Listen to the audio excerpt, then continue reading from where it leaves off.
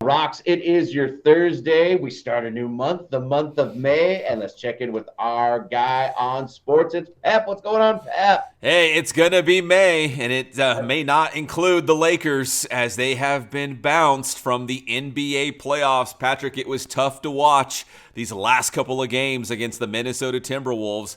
Game 5 was last night. Minnesota having no problem. 103-96. The final score. The Lakers are eliminated. The T-Wolves advance. And if you're a Lakers fan, 40-year-old LeBron James, I know he's got a player option for next season. I assume he's coming back. Maybe he doesn't. Maybe he goes somewhere else. Maybe he just retires. But this Lakers team, man, just kind of fell apart at the end. It really did. Made it all the way up to the 3 seed after the trade with Luka. They went on a little tear. I believe the first time in history that the Lakers have been a 3 seed and gotten bounced in the first round of the playoffs. That's never happened in the history of it. We kind of watched them miss having a big, didn't we, man? Even with Ant not doing well from 3, the rest of the team picked him up. And I also felt like it was the revenge of Mr. Julius Randle. Yeah. He played great. And there was a part of me that was kind of happy for him because we forgot about him, didn't we? Yeah, remember former Laker? In fact, I forgot, oh my gosh, yeah, Karl Anthony Towns is on the Knicks, and Julius Randle is on Minnesota now.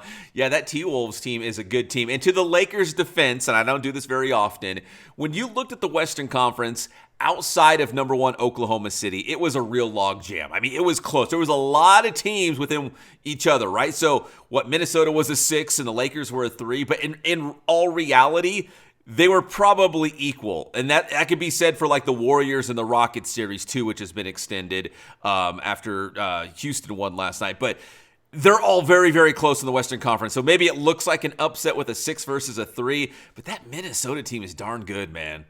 Yeah, and when you can play without your star playing well and then your teammates pick you up, that could be a tough little challenge. It'll be interesting to see how far Minnesota goes.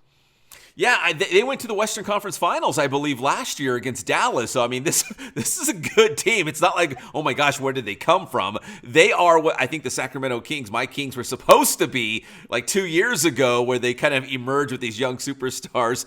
But Minnesota's doing it, man, and I think they're very, very dangerous. Yep. So the Lakers are done. LeBron's got question marks on what his future looks like, so it is not pretty for the Lakers right now after being eliminated by Minnesota. But as I mentioned also last night, the Rockets did find a way to beat Golden State. And I know the Rockets, again, they're the number 2 seed, right? But Golden State is the 7. But who really wants to play the Warriors in the playoffs, right? Obviously, if there's a team that's been around the block and they know how to get it done in the playoffs, it's Golden State. But the Rockets did win last night, 113-116. But Golden State leads the series 3-2 right now. Yeah, it was kind of funny. I was watching the post-game press conference when Steph Curry had a kind of a swollen thumb, and they had a zoom-in shot of his thumb, being swollen, and he was being kind of funny in the press conference. He's like, "What, do you guys got the feds on me?" Like, I love this league. It was funny. Yeah, right, because Steph Curry, so much is put on him and the importance of the success of Golden State that, if he's got a hand injury, to his thumb, that would not be good for Golden State. But yeah. I still think Golden State advances, but Houston did extend this series, something that the Lakers couldn't do last night. So they're going to go to a Game 6 between the Rockets and the Warriors. But going back to LA teams, it looks bleak out there, Patrick, for all of our Los Angeles teams. I might even mix in some hockey right now, but let me go first to the Clippers because the Clippers face elimination tonight against Denver. Game 6 is tonight in the city of Los Angeles. They are down 3-2, so will they fall in the same fate of the Lakers and bow out of the playoffs tonight, or will they find a way to force this series back to Denver for a Game 6 or a Game 7, I should say? It does feel kind of interesting in the same way that Minnesota, we kind of lost track of them because maybe they were kind of stumbling in the beginning of the year. Denver, same thing. We're kind of, they fired their coach. They've been stumbling. It kind of has helped us forget they're a damn good team. So I think maybe the same fate could hit the Clippers tonight. We'll see. Although there is some magic to just hearing the 2 words of Game 7. I would love to see a Game 7 just for entertainment purposes. Oh yeah, when it all boils down to a single game, and usually if you're in a Game 7, it's probably going to come down to the last possession or two. Like, if you guys are that close and that equal, and it sure looks like the Nuggets and the Clippers are that close and that equal. Like, they look very comparable. I hope it goes to a Game 7. It's in LA tonight, so if the Clippers are going to do it, man, they got to do it on their home floor. Yeah. Send it back to Denver. I know you got to go on the road, but anything can happen in a Game 7. So we'll see if they can extend the series. I mean, James Harden was a no-show in that last game. So I don't know, man. The Nuggets, kind of like the Warriors, right? They've got that championship pedigree. So even though they've got a new head coach, and by the way, who fires their head coach at the end of the season, right before the playoffs? But they did, and they're still around, and they're fighting. They could eliminate the Clippers tonight, but yeah, that was a weird scenario too for the Nuggets. Yeah, we'll see here what's happening to these LA teams. Yeah, so the Clippers face elimination tonight in Game 6. In basketball, in the NBA playoffs. In hockey, in the Stanley Cup playoffs, the LA Kings are on the road at the Edmonton Oilers, and they are down 3-2. They face elimination tonight. So if you're a Los Angeles, Southern California sports fan, you lost the Lakers, that's done. The Clippers and the Kings are facing elimination tonight, man. It could be over for the LA playoff teams. Yeah, the LA teams could be getting wiped off the playoff planet tonight. It's rough. It's rough out there right now. But it makes it exciting. It makes it very exciting. So we'll see what happens tonight. We'll bring you an update on the playoffs next week. But I do want to mix in some NFL right here because we love talking foosball. And, we talk a lot about Aaron Rodgers and where he's going to end up. Most people still point to Pittsburgh. But I do want to mention my guy Brock Purdy, the quarterback of the San Francisco 49ers, expecting to get paid. How much? Maybe $50 million a year. We still don't know. I don't know why a contract has not gotten done, especially because tight end George Kittle just got a new deal, 4 years, $76 million.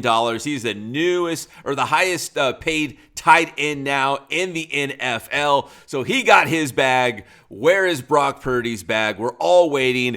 So not that I think the 49ers are going in a different direction. I think Brock Purdy is still their guy, but it is kind of peculiar why he has not got his money, why he's not got that new big contract.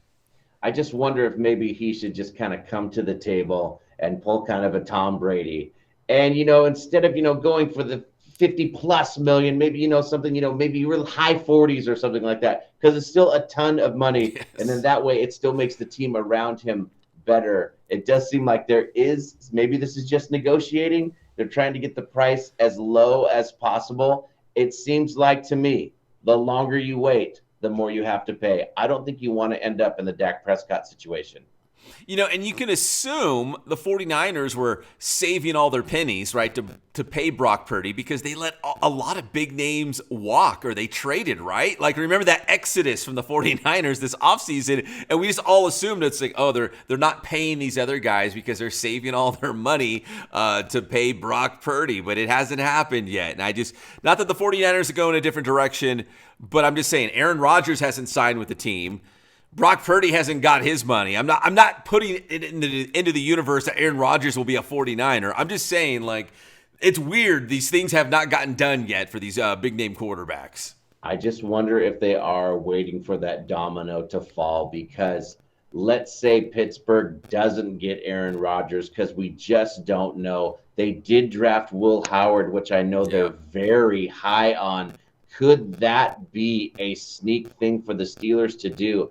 Are the 49ers waiting for that and then see if they can bring in Aaron Rodgers? We don't know. I don't know. Like that. I mean, that's probably sounds like a conspiracy theory right now, but I think Brock Purdy will get paid. I think Aaron Rodgers will be a Steeler at some point, but I'm just saying it's just weird that the deals haven't got done. Oh, and a quick shout out to our guy, Hank Bachmeier, the former quarterback at Marietta Valley High School, Boise State. He's a local IE guy. He was invited to the 49ers mini camp. So I know the Niners already have Mac Jones, right? I assume he's going to be the backup for the 49ers. But they're bringing in our guy Hank Bachmeier as well. So the quarterback situation evolving right now in San Francisco. Come on, Hank. Dude, I love it, man.